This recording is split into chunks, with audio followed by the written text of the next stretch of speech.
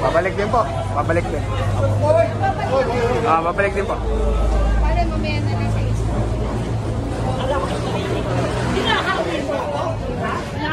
Actually po mga pinto mas malaki pa sa'yo talaga kalahati.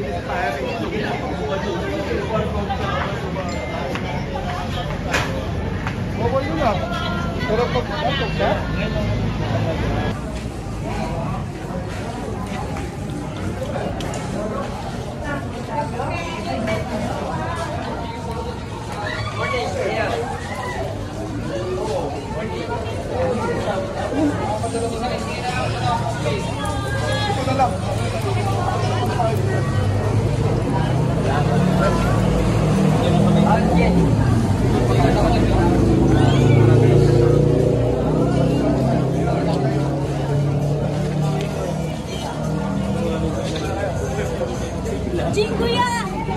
Lapit ka lang, ma'am. Lapit ka lang.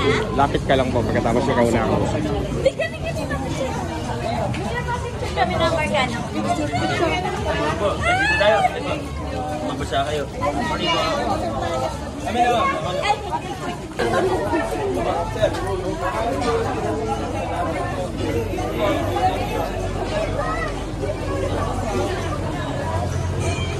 Okay.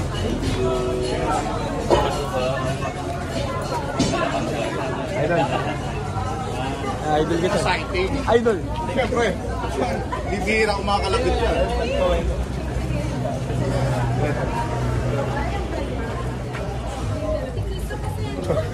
Tawag yung tawag.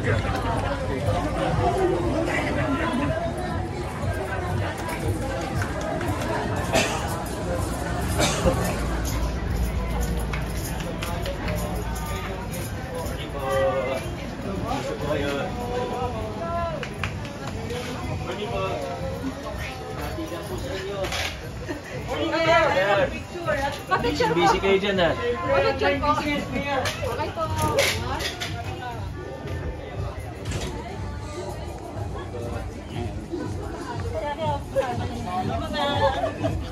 Mga pangbahay. Bossing! Bossing! Hitting! Passing! Yes. Yes, sir. Ay, ating makita na ngayon. Yes! Salamat po kami. Maraming salamat. Thank you, thank you. Salamat.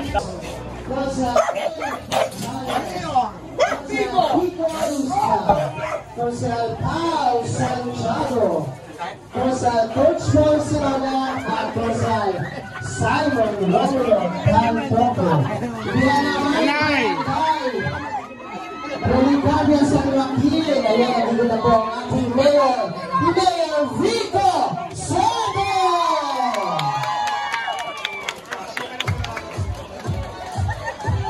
Kalaman Barangay Rolicabia San Joaquin. Halo na po tayo dito sa Minigor para sa ating focus kasama ang buong kinikinig ng Pasig. Kaya naman lahat po ng mga nandito, given po namin lahat ng ating mga nanay-tatay po natin, mga lolo-lola, mga tito-tita, mga kapatid po natin, mga pamangkin, mga kapitbahay, mga best friend po natin dito sa Pulicado sa Joaquin. Halo na po tayo para sa ating focus.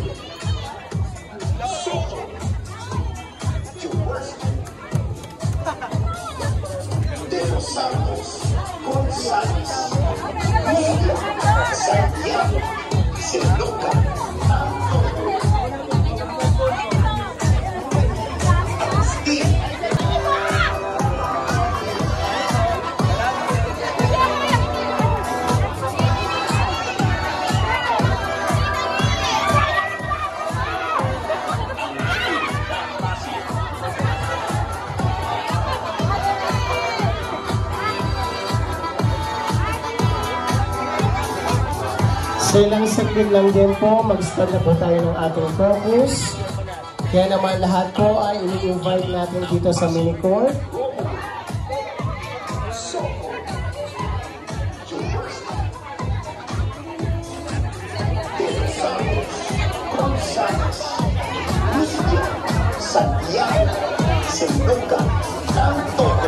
Maritim na yan. Sino na to?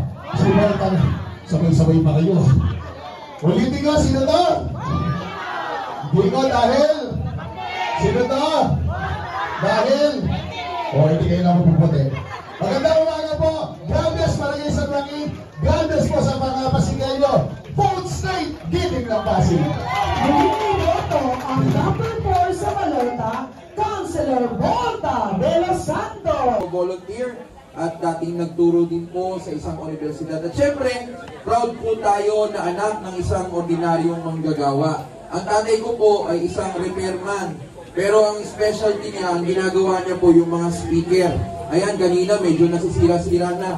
Pagka magbe-birthday o New Year, di ba, gusto natin malakas yung tunog. Kaya pag yung speaker po ninyo, garalgal o basag na po yung tunog, dalhin nyo lang po sa tatay ko. Sabihin nyo lang po yung pangalan ko.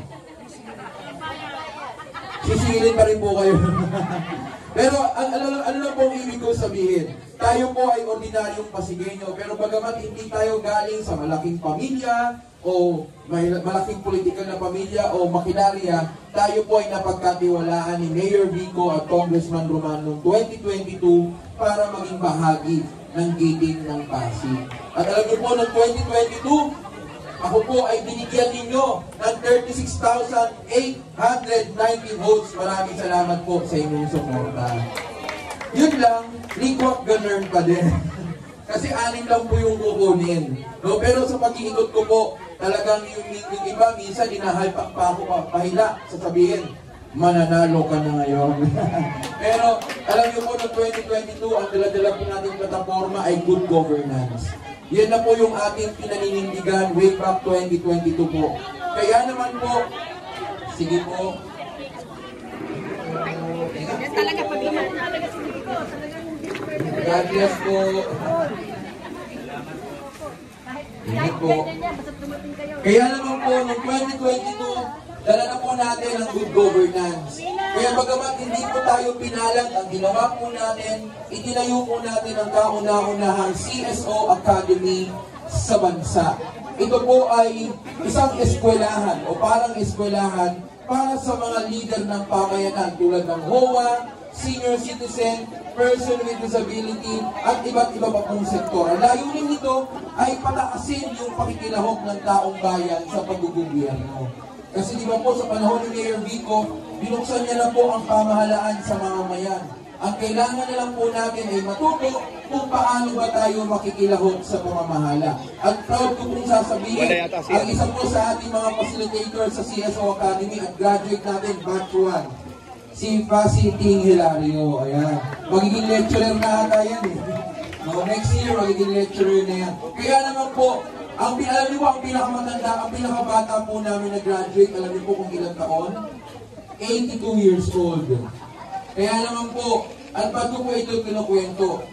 Mga kasama, bagaman tayo po ay hindi pinalad, wala man po tayong posisyon o kapangyarihan sa pamahalaan, ginawa po natin ang ating trabaho ng may kahusayan at dedikasyon. Mga kasama po dito sa Barangay San Joaquin, paano pa po kaya kung pagbibigyan niyo po ako this 2025? Sisiguraduhin ko po sa inyo, mas hihigitan pa po natin at mas gagalingan pa po natin. Kaya naman po, sana sama-sama po tayo. Huwag po natin bibitawan ang kampiyon sa mabuting pamamahala, Mayor Vico Soto. At syempre, ang iniidolo din talaga natin, ang nagsusulong ng makabuluhang reforma sa edukasyon, ang ating mahal na Congressman Roman Romulo. At pagbigyan nyo na po akong makasama ang taong ito sa sanggunian. Parang sa Ginebra, di ba? Yung kanta, pagbigyan nyo na ako. Pagbigyan nyo na po ako. Makasama ang magaling nating Vice Mayor Donald Jaworski. Kaya po, boss straight tayo. Giting ng Pasig. At huwag nyo na pong kalilimutan, this 2025, ang coach nyo sa buhay number 14 sa inyong mga balota, Coach Paul Sinogat. God bless po sa inyo. Problema natin, ang PLP, 1,300 lang yung Pasig dito, no? 8,000 po ang gumagraduate ng senior high school dito sa buong lungsod ng Pasig. So paano gawin ating mga kababayan na hindi nakakapag-aral? Ito po yung malaking challenge o problema. Kasi ang PLP may ranking. Ang colleges po ng ating mga state-owned colleges, inuuna po yung pinakamagandang grades.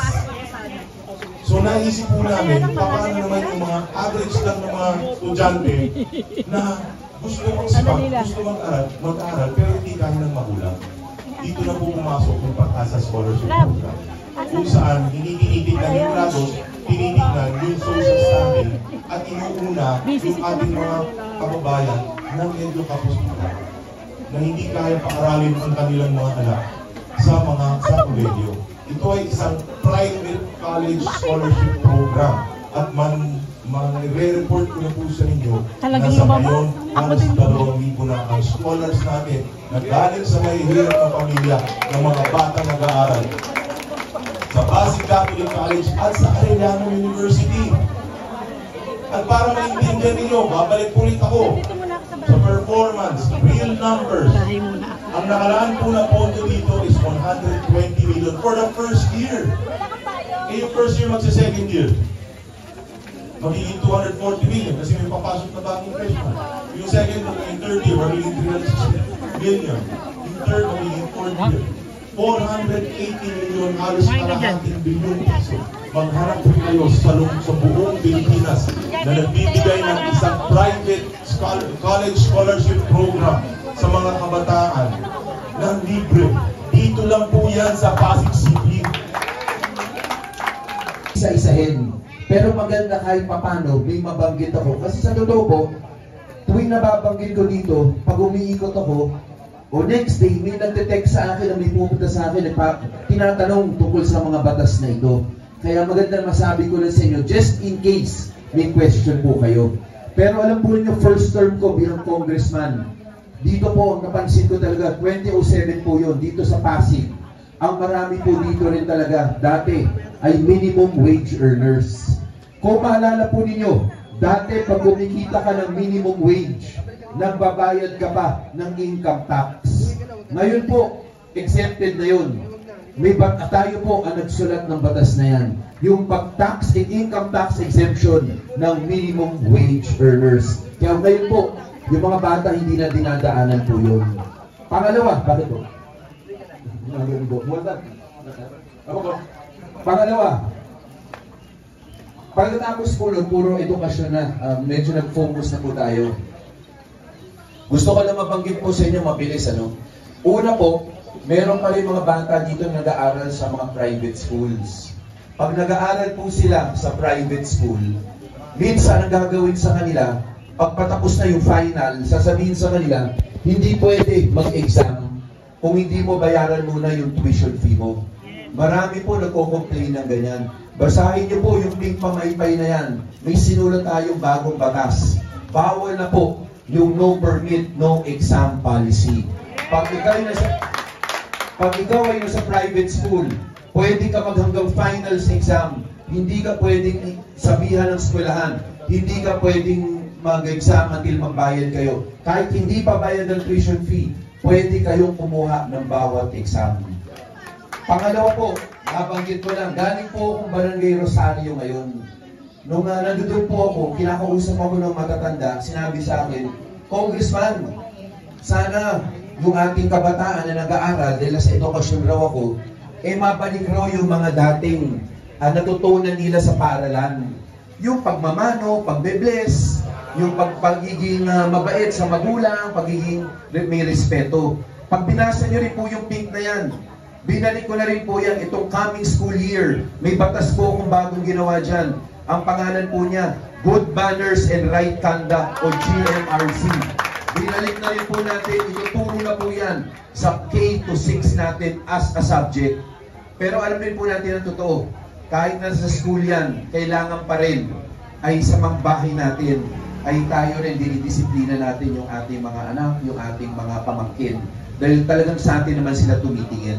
Pangatlo pong batas na gusto kong mabanggit dyan, meron pa rin po tayong mga magulang na may anak na may disability. Pinapaaral po nila dito sa mga SPED schools natin. Ang issue lang po, pag nag-aral sa SPED school, mahuhusay po, magagaling yung ating mga guro. Pero pagdating ng disability, ang kailangan po doktor. Kasi paano po ma-identify kung may autism yung bata, nasa spectrum siya? Paano malalaman kung mahina yung pagdinig o yung mata niya medyo malabo? Paano po yung pagsalita niya medyo kailangan pala ayusin? Pag teacher po, kaya po nila matuluan. Pero kailangan ma-assess muna yun. Ngayon po, pag nag-a-assess, pupunta pa sa private eh. 2,500, 4,000, 6,000, meron daw 8,000. Kaya gumawa na rin po tayo ng batas, yung Inclusive Education Law. Dito po sa atin, tinututukan na po natin yan para maumpisahan ng ma-implement.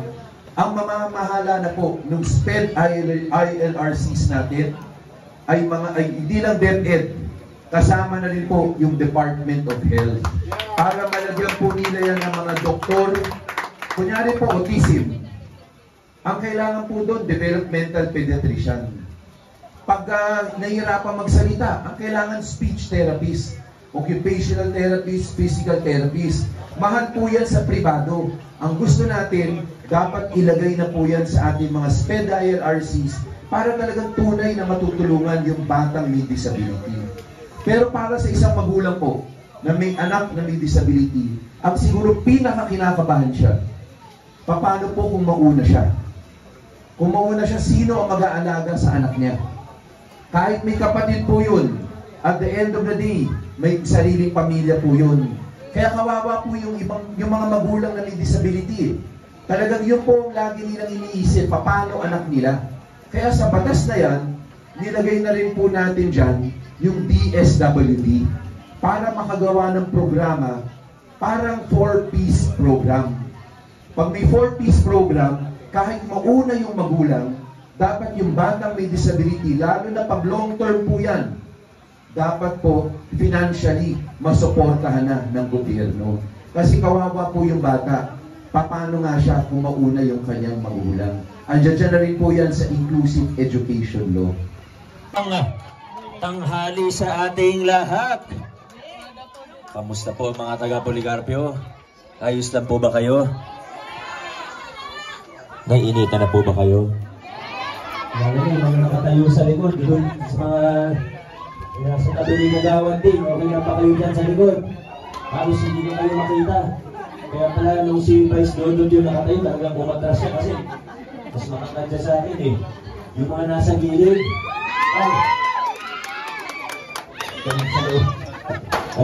alam ko po yung iba, nagsichapi tayo. Alam ko yung iba, nakikinig rin sa loob ng mga bahay nila, pero hindi na makalabas dahil sa sobrang init ng panahon. Pero gaya ng init ng panahon, ganoon din po yung init ng pagtanggap ninyo sa giting ng Pasig. Maraming salamat po. Binabati ko rin po si Kagawad din. Sa pagkakaalam ko, kamag-anak ko yan eh.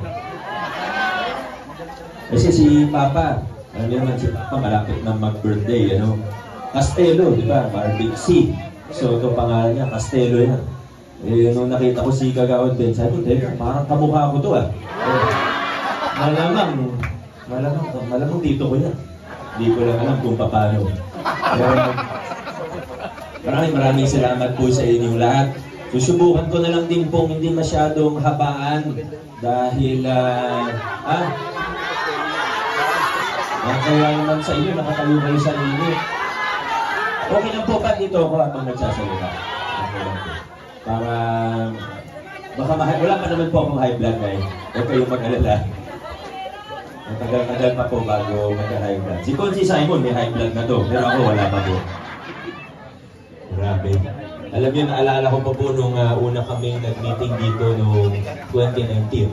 2016 naman, dapat nag-meeting din kami. Pero noong 2019, naalala ko po, ibang-iba pa yung mga panahon doon. Iba pa yung sitwasyon, iba pa yung medyo kinakabahan pa yung iba pag dumarating kami ni Congressman Roman Romulo. Kahit sa picture, yung iba, makikipag-picture na sasabihin, ay hindi namin ipopost na, pasensya na. Marespeto tayo sa ating kapwa. Binagalang natin ang bawat isa, hindi natin binabastos. At yan po ang talagang isa sa pagbabago na ginawa din natin sa lokal na pamahalaan. Dati may naabutan pa po kami, kung di ako nagkakamali, hindi dito sa inyo, pero sa San Joaquin pa rin.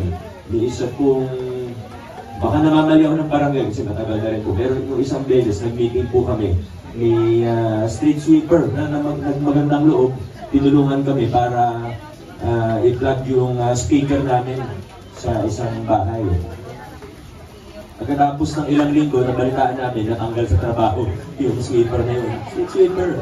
Diba, tinapos na natin yung ganyang klaseng kalakaran. Katunayan, ang ginawa po natin ngayon para ipakita rin na tinatanggal na natin yung politika mula sa trabaho, mula sa serbisyo. Ang ginawa po natin mula 2019 sa City Hall, nag-mass regularization program po tayo. Alam mo, di ba, lagi natin naririnig yung salitang ENDO, yung contractualization. Pero sa totoo, ang pinakamalaking contractual na employer ay gobyerno mismo. Nung naabutan ko po sa City Hall, sa 10 empleyado, isa lang ang permanent o regular. Yung siyang nire-renew kada 6 na buwan. Tapos pag malapit na ang eleksyon, papatawag po yun. Ika-cluster per barangay. Tanungin ko, may kakilala kayo. Ika-cluster yun per barangay. Tapos sasabihin kung anong gagawin sa eleksyon. Madalas nga, pati pag-rally, pag-meeting, nire-require silang mag-attend. Yung mga panahon na yun, yung mga nakita ko, yellow na papel na sabihin kung saan pupunta. Tinanggal po natin yan. Ngayon, for the first time sa history ng ating lokal na pamahalaan, at maaaring tayo rin nangunguna po rito. Bilang mga pasilyo, ating lokal na pamahalaan. For the first time in history, mas marami na tayong permanent o regular employee kaysa sa contractual. 7 sa 10 empleyado ng City Hall ngayon ay permanent. Ibig sabihin, dati diba mula sa 1 sa 10, ngayon 7 sa 10, halos lahat ng empleyado natin permanent. Bakit natin ginawa to? At sana maging masaya tayo, hindi lang kung ikaw mismo yung na permanent, pero para sa ating lokal na pamahalaan, ang ibig sabihin nito, hindi na pinupolitika ang serbisyo, hindi pinupolitika ang lahat ng bagay sa LGU. Yan ang ibig sabihin nito. Tinatanggal yung takutan, tinatanggal yung palakasan, tinataguyod na natin ngayon sa lungsod ng Pasig ang mga prinsipyo ng mabuting paggugoberno o mabuting pamamahala. Nandito na po tayo ngayon, hindi na mga Pasigeno. At siguro, paboritong simbolo po natin ito, wala na pong iba kundi ang ating pamaskong handog.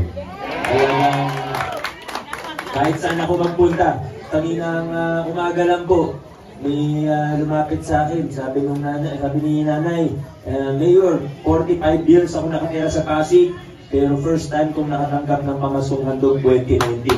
Yan ang mga natin na madalas po natin marinig yan. Kasi ngayon, hindi natin pinipili, hindi yung kusina yung malapit lang sa kusina, mas maganda yung benepisyo. Kasama, pag sinabi natin mabuting pamamahala, marami pong kasama rito. Ang isang kasama sa mabuting pamamahala ay ang pagkakapantay-pantay ng bawat isang mamamayan sa ilalim ng ating gobyerno. Sa mata ng ating pamamahalaan. Baho, yung skill set niya, yung gagawin. Tayo sa Pilipinas, medyo narito kasi tayo kung ano yung job description ng mga iba't ibang posisyon.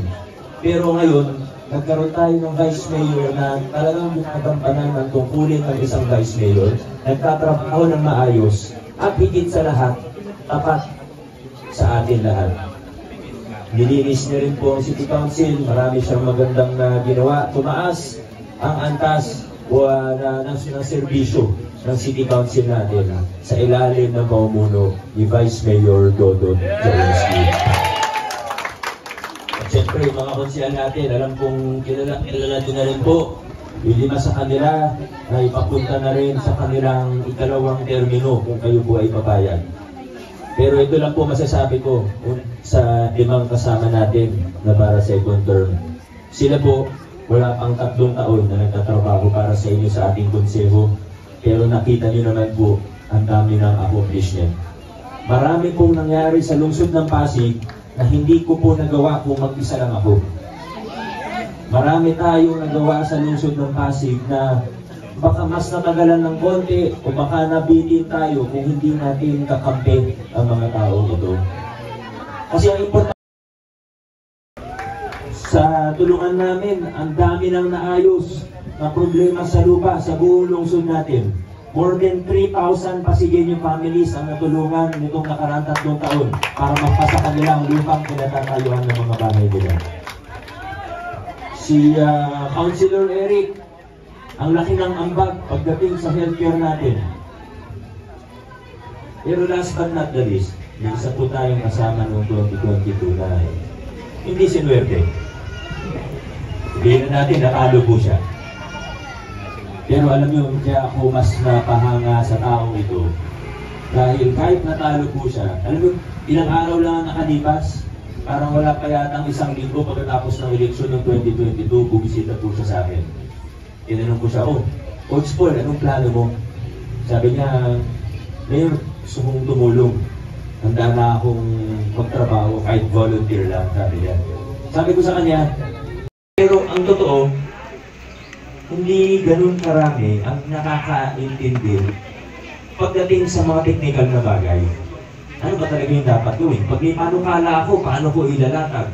Paano ko ipapakita sa City Development Council o sa local special body? Technical din, hirap intindihin. Ang ginawa ni Coach Paul, nakita niya yun. Nakita niya, ay bukas yung pamahalaan natin ngayon. Transparent. Tinataguyod ang mapanlaro. Mapamayanan. Gobyerno.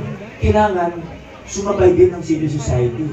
Kailangan sumabay din ng mamamayan. Ang ginawa niya, nag-train siya ng mga mamamayan para mas maging makabuluhan ang pakikilahok natin sa paggugobyerno. Yan ang ginawa ni Coach Paul Sinoga. Tahimik lang, pero yan po ang ginawa niya. Mula 2019, marami na po tayong nagawa, pero mula 2022, mas bumilis ang takbo ng inyong pamahalaan, mas napaganda pa natin ang serbisyo. Sigurado po ako na sa 2025, kasama ang mga taong ito, maiitiin pa natin kung ano mga nagawa na. Marami pang bago na parating. Yung itong nangako ng kahit ano, dahil alam kong pag malapit ang eleksyon, hindi na tayo naniniwala sa mga pangako ng mga politiko. Hindi pa kasi pinapangako langit at lupa. Diba, sawa na tayo sa ganung klaseng pangako. Yung iba nga, langit, lupa, pati ibang planeta, pinapangako na sa atin. Hindi tayo mangako. Basta, kung anong kayang gawin, kung anong pwedeng gawin, gawin na lang natin. At ito po yung mga kasama natin na naniniwala sa direksyon na pinupunta na natin. Kung baga sa sasakyan, hindi naman pwede na yung driver gustong dumiretso, yung pasahero, inaagaw yung manibela kasi gustong lumiko. Disgrasya po yun. Kailangan pare-pareho po tayo. Sa Pasig, hindi po tayo liliko. Mas lalong hindi na po tayo u-turn pabalik sa mga lumang kalakaran. Dire-diretso lang po tayo, mga kaibigan. Maraming salamat sa lahat ng taga-Policarpio, Barangay San Joaquin. God bless, Pasig City.